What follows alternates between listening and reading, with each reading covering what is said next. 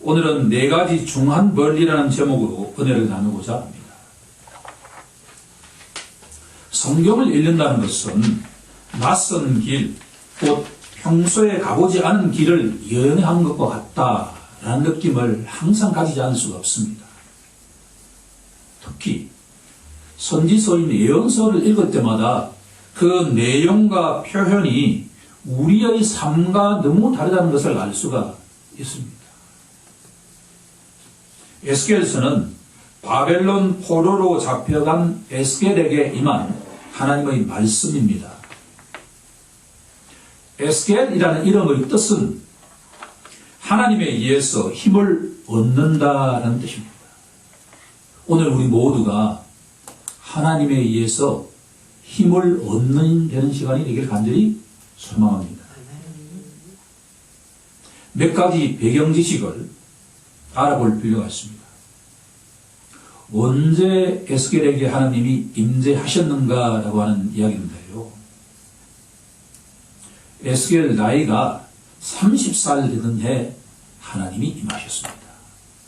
본문 우리가 읽지 않았지만 에스겔서 1장 1절에 보면 30째 해 하늘이 열리며 하나님의 모습이 내게 보이니 라고 말씀하고 있기 때문입니다. 시기적으로 본다면 주전 593년 정도에 에스겔 나이가 30살, 묘하게도 예수님이 활동하시던 시기와 겹쳐져 있습니다. 이것은 벌써 에스겔이 누구를 예표하고 있는가라고 하는 것을 우리에게 넌지시 알려주고 있다라고 합니다. 본문을 이해하는 데 아주 중요한 포인트입니다. 장소는 어디인가라고 하면 포로로 잡혀간 바벨론 땅의 그발 강가라고 하는 곳입니다. 세 번째로 에스겔을 포함한 이스라엘 백성, 즉 남유다 백성들이 어떤 심리적인 상태에 처해서 있었는가라고 하면 절망과 슬픔으로 가득 차 있을 때였다라고 합니다. 구약 창세기를 읽어보면 이가봇이라고 하는 단어가 나옵니다. 하나님의 영광이 떠났다라고 하는. 예루살렘에서 포로로 잡혀간 에스겔을 포함한 많은 그 당시의 지식인들은 바벨론으로 포로로 잡혀갔을 때 우리가 왜 여기 있지라고 생각하지 않았겠습니까? 아하, 우리가 토라 말씀대로 살지 않았구나 라고 하는 것을 깨닫고 하나님의 영광이 자신들을 떠났다라고 판단하고 있을 때입니다. 하나님의 백성이 하나님께서 떠나셨을 때 그 마음 속에 감사와 기쁨이 있을 수 있을까요? 우리가 내주하신 성령께서 절대로 떠나지 않지만 가끔 하나님이 어디 계시지? 라는 기분이 들 때가 있지 않습니까? 그럴 때 우리들은 자신도 모르게 방황을 잃은 한 영혼처럼 고립감과 여러 가지 생각들을 가지지 않을 수가 없습니다. 중요한 것은 에스겔서 1장 1절에 나와 있는 하늘이 열리며 하나님의 모습이 내게 보였다라고 하는 이 말씀은 예루살렘으로부터 그렇게 멀리 떨어져 있는 바벨론 포로로 갇혀 있던 절망과 좌절감에 상실감에 빠져 있던 이 에스겔에게 임했다라고 하는 것을 우리는 분명하게 깨달아야 된다라고 합니다. 떠나셨던 그 하나님이 다시 바벨론 땅, 그 우상 숭배가 판치는 그 세상 속으로 찾아오셨다. 에스겔서 전체의 특징을 한 가지 알아가면 본문 48장 전체를 이해하는데 아주 유용할 수가 있습니다. 에스겔서 1장 마지막 절인 28절은 이렇게 증언하고 있습니다. 그 사방 광채의 모양은 비 오는 날 구름에 있는 무지개 같으니 이는 여호와의 영광의 형상의 모양이라. 내가 보고 엎드려 말씀하시는 이의 음성을 들었다라고 되어 있습니다. 보다 흥미로운 것은 에스겔에서 가장 마지막 장, 마지막 구절 48장 35절에 가면 그렇게도 유명한 단어가 등장합니다. 여호와 삼마라고 하는 단어입니다. 여호와께서 거기 계시다라고 하는 뜻을 갖고 있는 여호와 삼마.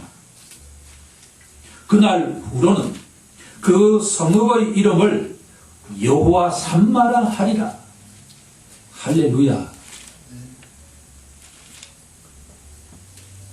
도라 말씀대로 살지 않은 그 언약 백성들에게 떠나셨던 하나님께서 다시 바벨론 땅에 찾아오셔서 그들에게 말씀하신 내용이 에스겔서라고 하는 것입니다. 한 가지 더 서론에서 알아가야 할 것이 있습니다.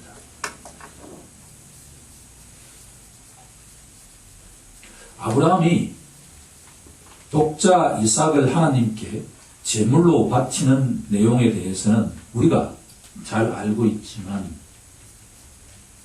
하나님께서 선지자 에스겔에게 자신의 사랑하는 아내를 제물로 바치라는 이야기에 대해서는 거의 들어보지 못했을 것입니다.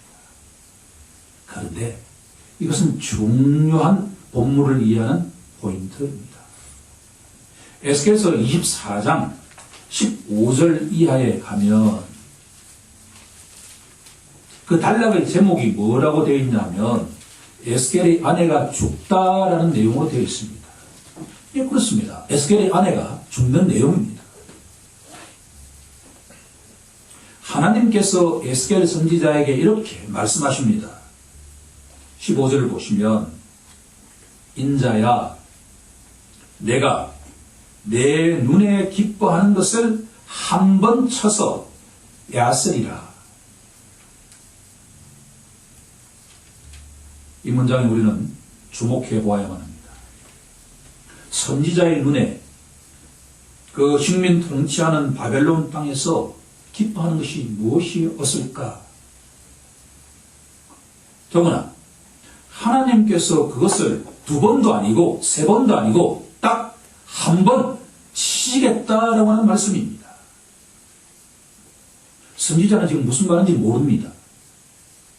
그때 너는 슬퍼하거나 울거나 눈물을 흘리지 말며 죽은 자들을 위하여 슬퍼하지 말고 조용히 탄식하며 수건으로 머리를 동이고 발에 신을 신고 입술을 가리지 말고 사람이 초상집에서 먹는 음식물들을 먹지 말라라고 말씀하셨습니다. 유대인들은 통상적으로 가장 가까운 친척이 죽으면 너무나 통곡하면서 금식하면서 그렇게 했던 것이 관례였습니다. 그런데 누군지 알 수 없지만 그 사람이 죽으면 평소처럼 하지 말라는 것입니다. 18절에서 그 비밀을 우리가 알게 됩니다. 내가 아침에 백성에게 말하였더니 저녁에 내 아내가 죽었으므로 아침에 내가 받은 명령대로 행했다라고 되어 있습니다. 예언을 받은 지 만 하루가 되지 않아서 그 눈에 기뻐하는 당사자가 누구인고 하니 사랑하는 아내였다라고 합니다. 에스겔 선지자의 나이가 30살이었다라고 하는 것을 우리가 기준으로 본다면 그 아내는 최소한 20대였다라고 풀어날 수가 있습니다. 그 멀쩡하고 예쁜 아내가 하루아침에 이 땅을 떠났다라고 하는 겁니다.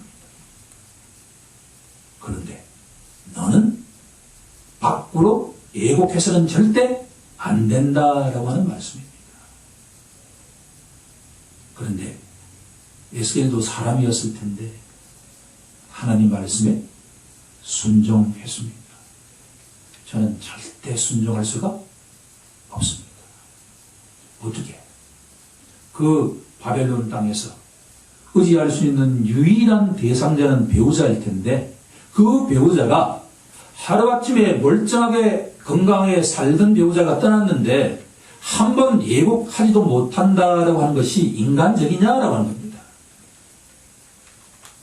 그런데 에스겔은 선지자이고 우리는 그렇지 않은 평범한 신자입니다. 여기서 우리는 중요한 질문을 던져봐야 합니다. 하나님께서 선지자에게 요청한 내용이 무엇인가라고 하는 겁니다. 그것은 바로 예수님 말씀이 아니겠습니까? 너가 선지자라고 한다면 자신을 부인하고 자신이 져야 할 십자가를 지고 하나님을 따르라고 하는 것입니다. 역시 에스겔은 선지자입니다. 주님 말씀에 온전하게 따랐습니다. 가장 중요한 포인트는 멀쩡하게 살아있던 아내가 죽었다라고 하는 것은 바로 십자가를 예표하고 있다라고 하는 겁니다. 에스겔의 아내는 단순한 아내가 아니라 언약 백성들을 상징하고 있다라고 하는 겁니다. 즉 정확하게 말하면 6년이 지나면 에스겔 선지자가 이 말씀을 받은 6년이 지나고 나면 하나님의 언약 백성들의 예루살렘이 멸망하게 될 것이다 라고 하는 것을 지금 말하고 있다는 겁니다. 에스겔 선지자도 정확하게 이 내용을 몰랐습니다. 당연히 남유다 백성들, 바벨론의 포로로 잡혀가 있던 남유다 백성들이 6년 뒤에 예루살렘이 완전하게 멸망할 것이다 라고 하는 것을 알 수가 없죠. 19절을 보면 당시 남유다 백성들의 상태가 어떠했는가라고 알 수가 있습니다. 내가 행하는 이 일이 우리와 무슨 상관이 있는지 너는 우리에게 말하지 아니하겠느냐라고 질문합니다.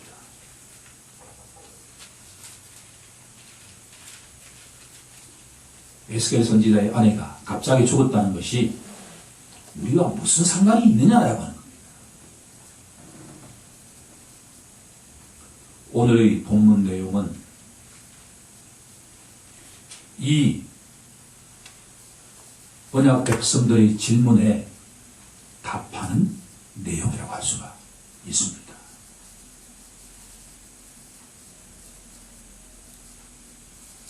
결론적으로 말씀드린다면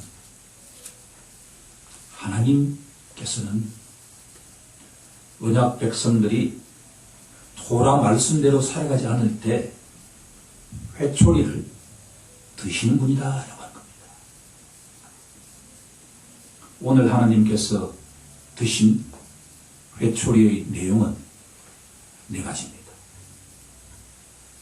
첫 번째 회초리는 기근이라고 하는 회초리고, 두 번째 회초리는 사나운 짐승이라고 하는 회초리고, 세 번째 회초리는 칼이라고 하는 회초리고, 마지막 회초리가 바로 지금 우리가 겪고 있는 역병이라고 하는 회초리입니다.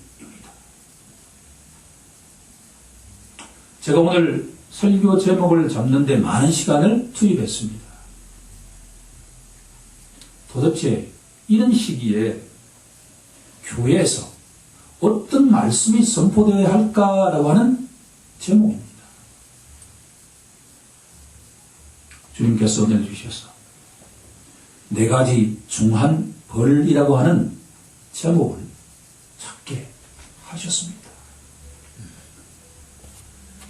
오늘 이 내용을 바로 들어가게 되면 하나님은 그저 화만 내시는 분처럼 보입니다. 하나님께서는 너무나 그 백성들을 음하게 다시는 분처럼 보인다라고 하는 겁니다. 그런데 하나님은 절대 그렇지 않습니다. 우리 할머니, 할아버지께서 사랑하는 그 손자, 손녀를 회초리를 대실 때 내 마음은 울고 있다라고 하는 그 말씀이 오늘 본문의 배경을 이루고 있다라고 합니다. 눈에 보이는 것은 회초리지만 눈에 보이지 않는 그 하나님의 마음은 너무나 아프고 고통스럽다라고 하는 것을 우리가 이해할 때 이 본문은 우리에게 은혜로 다가오기 시작할 것이다 라고 하는 겁니다. 이것이 우리가 붙잡아야 할 내용입니다. 지금부터 하나씩 살펴보고자 합니다. 본문 15절은 이렇게 시작합니다. 여호와의 말씀이 또 내게 임하여 이르시되. 선지자는 절대 자기 생각을 선포하는 자가 아닙니다. 하나님이 주신 말씀을 선포하는 자입니다. 13절은 본문 전체를 이해하는 데 아주 중요한 구절입니다. 인자야, 가령 어떤 나라가 불법을 행해서 내게 범죄함으로 내가 손을 그 위에 펴서 그 의지하는 양식을 끊어 기근을 내려서 사람과 짐승을 그 나라에서 끊는 자 하자라고 말씀하고 있습니다. 주보의 첫 번째 갈로의 답은 기근입니다. 어떤 나라가 불법을 행했다라고 말씀하고 있습니다. 여기서 말하는 어떤 나라는 바로 남유다를 말합니다. 이미 북이스라엘은 몇십 년 전에 멸망한 지 오래입니다. 불법을 행했다라고 하는 단어에 우리가 주목해 보아야만 합니다. 본문은 하나님께 범죄했다고 풀이하고 있습니다. 하나님께 범죄했다. 이 내용이 무엇인가에 답하는 것이야말로 눈에 보이지 않는 하나님의 그 마음을 이해하는 관건이 됩니다. 저는 이것을 세 가지로 정리해 보았습니다. 첫 번째로는 언약 백성들이 거룩함을 상실하는 죄를 범했다라고 하는 겁니다. 성경에 수많은 구절이 있지만 우리가 정확하게 기억해야 될 구절 가운데 하나가 우리가 오설교회 때 반복적으로 이야기한 출애굽기 19장 6절 말씀입니다. 우리 덕성교회 성도들은 출애굽기 19장 6절이라고 하면 우리가 기억해야만 할 줄로 믿습니다. 너희가 누구냐에 대한 말씀입니다. 이스라엘 백성들은 제사장 나라고 거룩한 백성이다라고 하는 내용입니다. 이것은 우리가 사활을 걸고 붙들어야 할 성경 구절입니다. 바로 덕성교회의 설립의 근거가 된 본문인 베드로전서 2장 9절 말씀의 구약 성경적 근거가 바로 출애굽기 19장 6절 말씀이기 때문입니다.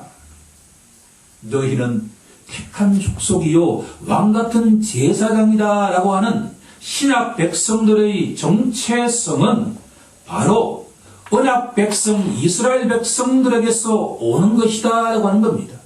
구약의 백성과 신약의 백성들은 다른 백성들이 절대 아니다 라고 하는 것을 말하고 있습니다.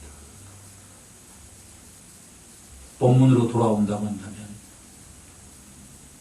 언약의 백성들은 제사장 나라이고 거룩한 백성인데 너희가 그렇게 살지 못한 죄를 범했다라고 하는 겁니다.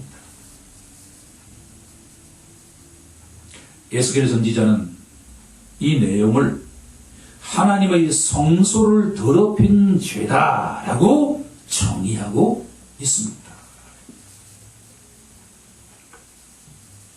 두 번째 내용은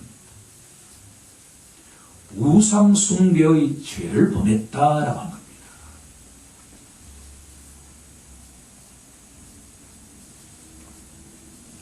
에스겔서 6장에 가면 아주 흥미로운 내용이 나오기 시작합니다. 우리가 슈퍼맨 같은 영화를 보게 되면 원주에 있던 슈퍼맨이 갑자기 서울로 갔다가 대구에 갔다가 이렇게 이동할 수 있는 것처럼 성령께서 이 에스겔 선지자를 바벨론 땅에 있는 이 에스겔 선지자를 어디로 데려가냐 그러면 바로 예루살렘 성전 안으로 데리고 갑니다. 그리고 예루살렘에서 어떤 일이 벌어지고 있는지를 구경시키고 있습니다. 에스겔서 6장 13절은 이렇게 증언하고 있습니다. 그 죽임당한 시체들이 그 우상들 사이에 제단 사방에 강 높은 고개 위에 모든 산꼭대기에 모든 푸른 나무 아래에 무성한 상수리 나무 아래 곧 그 우상에게 분향하던 곳에 있으리니 내가 여호와인 줄 너희가 알리라. 그렇게도 거룩해야 될 예루살렘 성전을 비롯한 예루살렘 모든 곳곳이 우상 숭배로 우글우글거리고 있다라고 하는 것을 성령께서 에스겔을 데리고 보여주고 있다. 혹시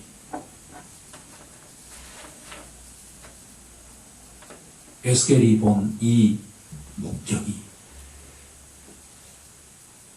오늘의 이 세상 목적인 것과 같다고 한다면 우리가 직면하고 있는 이 현실이 하나님의 회초리다라고 하는 것을 알 수 있는 것 아니겠습니까? 마지막 세 번째로는 성품에 대한 겁니다.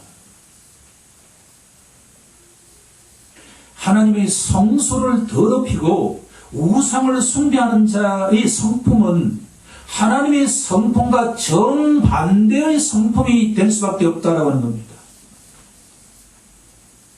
저는 혹시 한국의 교회가 하나님의 정반대의 성품을 담고 있다고 한다면 우리는 회개해야 될 줄로 믿습니다. 회개는 절대로 추상적인 것이 아닙니다. 에스겔서 7장 10절에 가면 이렇게 증언합니다. 너희의 성품이 교만하다라고 하는 겁니다. 교만의 삭이 트고 있다라고 하는 겁니다. 7장 11절에 가게 되면 너희의 성품이 포악하다라고 하고 있습니다. 한 가지 우리가 더 추가한다면 너희는 성적으로도 문란하다. 교만하고 포악하고 성적으로 문란하다라고 하는 것은 하나님이 가장 싫어하는 성품입니다.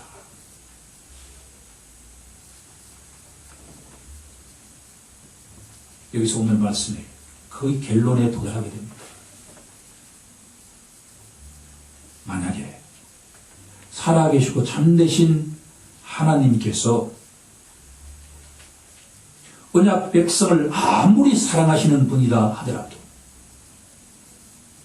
아무런 자격 없는 이스라엘 백성들을 자신의 아들과 딸로 양자로 받아들인 그 하나님이 어떻게 하시는 것이 하나님다울까라고 한다 그러면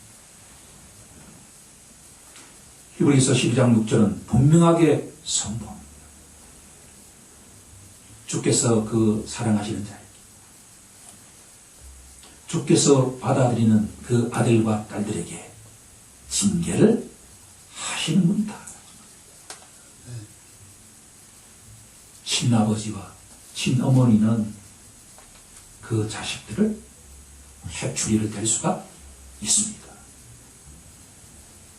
하나님은 우리의 하나님입니다.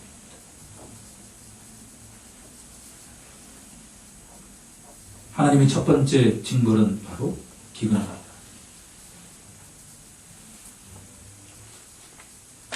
기근은 자연현상인 것처럼 보입니다. TV를 볼 때마다 가장 아프게 다가오는 것은 아프리카의 그 어린 아이들을 보여주면서 후원을 요청할 때마다 우리 마음이 편안하지 않습니다. 그렇지만 우리들은 일단 그 아픈 마음을 뒤로 하고 왜 이런 일이 벌어질까에 대한 영적 눈을 찾아야만 됩니다.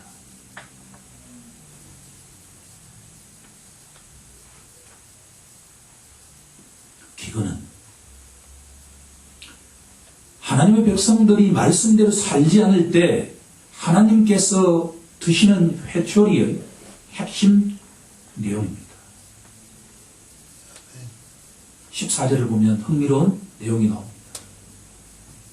비록 노아, 다니엘, 욥 이 세 사람이 거기에 있을지라도 그들은 자기 공의로 자기 생명만 건지지 수 있다라고 하는 말씀입니다.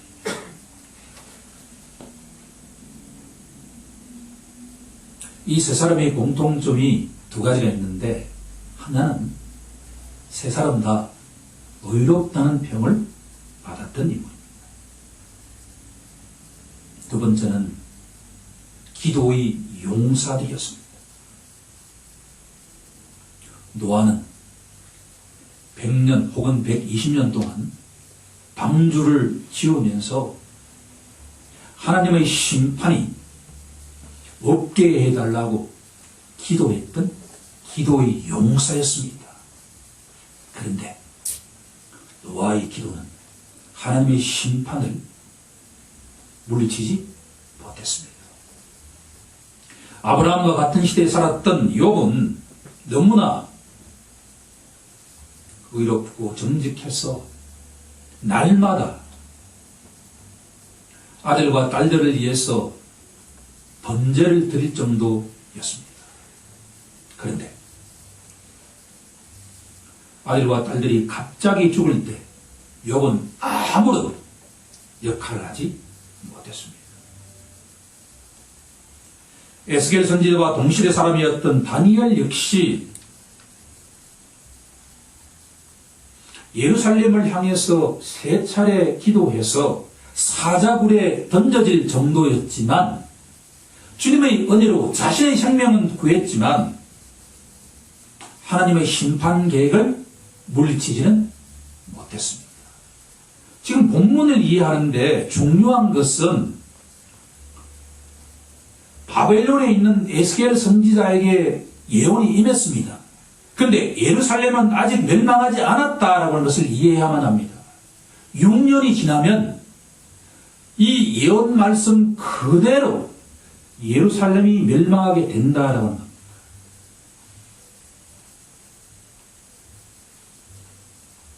우리가 한 가지 확인할 것이 있습니다. 열왕기하 25장 말씀으로 한번 가보고자 합니다. 열왕기하 마지막 말씀입니다.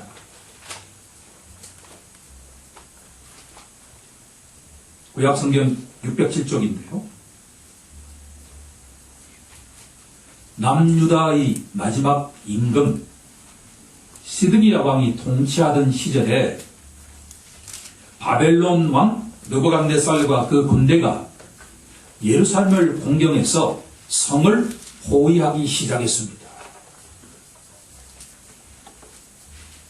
예루살렘은 언덕 위에 있는 것과 같은 성이었기 때문에 바로 공략하기는 쉽지 않았습니다. 장기전이 시작되었습니다. 장장 1년 6개월 동안 예루살렘 포위 전투가 시작이 되었습니다. 처음에는 한 달, 두 달, 세 달째는 열정적으로 방비를 했습니다. 그런데 성이 포위되면 그 속에 식량과 식수와 땔감 등등이 부족해진다는 것은 너무나 자연스러운 현상 아니겠습니까? 여기서 한 가지 질문을 던져야 합니다. 이처럼 절체절명의 상황이 될 때 사람들은 어떤 행동을 할까?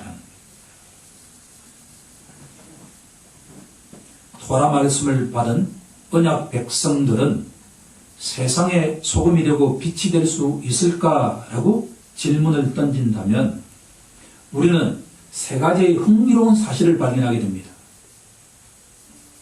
평소에 그렇게도 존경을 받던 고관 대작들과 기부인들이 먹을 것을 찾아서 쓰레기 더미를 뒤적였다라고 하는 내용입니다. 예레미야 예가 4장 5절은 이렇게 증언합니다. 맛있는 음식을 먹던 자들이 외롭게 거리거리에 있으며 이전에는 붉은 옷을 입고 자라난 자들이 이제는 거름더미를 안았도다. 두 번째, 더욱 쇼킹한 내용은 자기가 낳은 아이를 삶아 먹는 일이 벌어졌다. 이것이 영화에만 보는 내용일 것 같습니까? 실질적으로 1년 6개월 동안에 성 안에 있는 모든 예루살렘 백성들은 자기가 낳은 아이들을 삶아 먹었다라고 합니다. 예레미야 예가 2장 20절은 이렇게 증언합니다. 여호와여 보시옵소서. 주께서 누구에게 이같이 행하셨는지요. 여인들이 어찌 자기 열매 곧 그들이 낳은 아이들을 먹으오.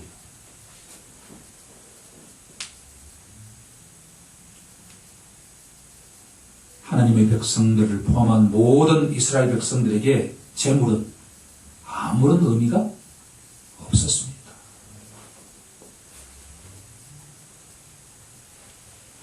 두 번째 징벌은 사나운 짐승을 보내신다는 것이고 마지막 징벌은 역병입니다.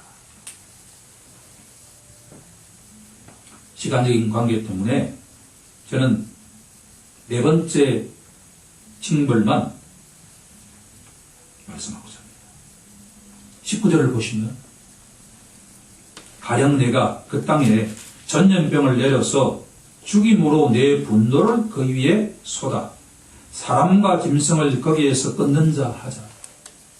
여기서 우리가 주목할 구절이 하나 있습니다. 내 분노를 쏟는다.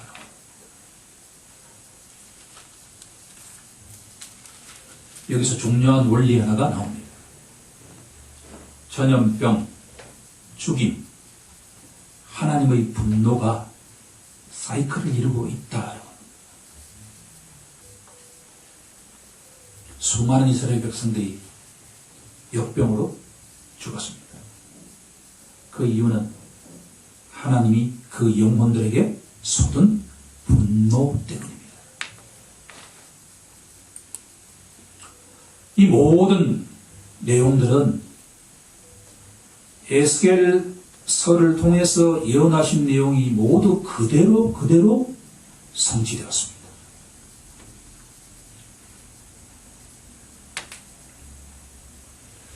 한 가지 더 확인할 구절이 있습니다. 에스겔서 5장 12절 말씀입니다.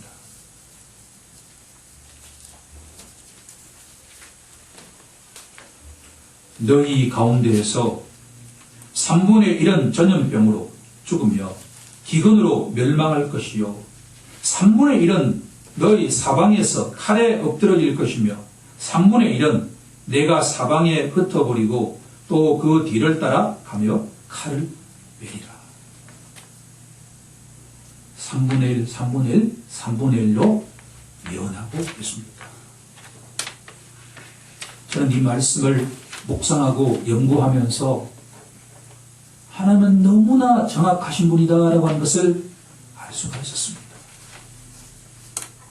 이 말씀은 에스겔 선지자에게 예언하신 이 말씀은 열왕기하 25장에서 정확하게 그대로 성취되었다라고 하는 것을 알 수가 있습니다. 3분의 1은 성 안에서 죽었습니다. 바로 기근과 전염병을 통해서 죽었습니다. 3분의 1은 성 밖에서 칼에 의해서 죽었습니다. 나머지 3분의 1은 도망가다가 죽었습니다. 우리가 이 말씀을 정확하게 묵상하면 전율하지 않을 수가 없습니다. 하나님 말씀은 하나도 땅에 떨어지지 않는다라고 하는 것을 알 수가 있습니다. 이미 에스겔 선지자에게 예언하시기 전에 모세 오경에 예언해 놓으셨고 그 예언한 말씀이 그대로 에스겔 선지자를 통해서 예언됐고 그것이 그대로 성취되었다. 그러면 결론을 내지 않을 수가 없습니다. 과연 언약 백성들에게 소망이란 있을까요? 라고 하는 질문입니다. 우리에게 과연 소망이 있을까라고 하는 겁니다. 만약 이 역병이 하나님께 저지른 죄악 때문이라고 한다면 과연 우리에게 소망이 있느냐라고 하는 겁니다. 성경은 우리에게 예스라고 선포하고 있습니다. 그것이 바로 오늘 말씀의 결론입니다. 22절, 23절 말씀입니다. 여기에는 세 가지의 소망이 있습니다. 첫 번째, 22절 시작하는 구절에는 이렇게 되어 있습니다. 그러나 그 가운데서 피하는 자가 남아있다라고 하는 겁니다. 피하는 자가 남아있다. 바로 남은 자 사상입니다. 예루살렘이 멸망되지만 그 가운데 하나님이 택하신 자는 생존한다라고 하는 겁니다. 두 번째, 22절 마지막 부분에 위로라고 하는 단어가 등장합니다. 23절에 또 한 번 위로라고 하는 단어가 등장합니다. 너희는 위로받는다. 이 환난 속에서도 예루살렘이 온전하게 멸망하는 가운데도 남은 자들은 위로를 받는다. 우리에게 참된 위로는 어디에서 찾아야 하겠습니까? 예수 믿는 자들에게 참된 위로는 우리가 믿고 의지하는 예수 그리스도의 십자가 보혈뿐인 줄로 믿습니다. 세 번째는 알리라라고 하는 단어가 23절 제일 마지막 부분에 나옵니다. 이 증거를 통해서 하나님께서 우리에게 알기를 원하시는 것은 하나인 줄로 믿습니다. 그것은 너희가 여호와는 누구인지 알리라 라고 하는 말씀입니다. 눈에 보이는 징벌이 우리에게 던지는 메시지는 하나님이 누구신지를 알기를 원하신다라고 하는 겁니다. 하나님은 사랑의 하나님이시지만 그 아들, 딸들이 말씀대로 살아가지 않을 때 회초리를 드시는 분이십니다. 이것은 우리가 돌이키길 원하신다라고 하는 겁니다. 이제 오늘 이 말씀을 통해서 우리에게 주시는 하나님의 메시지를 세 가지로 정리해 보고자 합니다. 우리 각자가 하나님께 저지른 잘못이 무엇인지를 기도하는 시간이 되기를 간절히 소망합니다.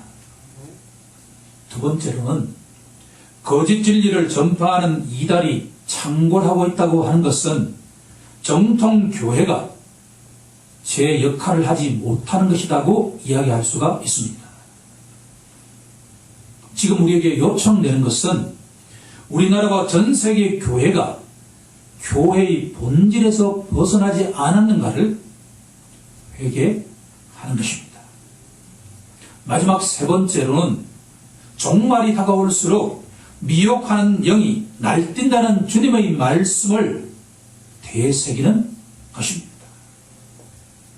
지금은 우리가 기도할 때입니다. 차분하게 말씀을 읽고 묵상하면서 하나님의 뜻이 무엇인지를 분별하고서 말씀대로 살아가는 것입니다.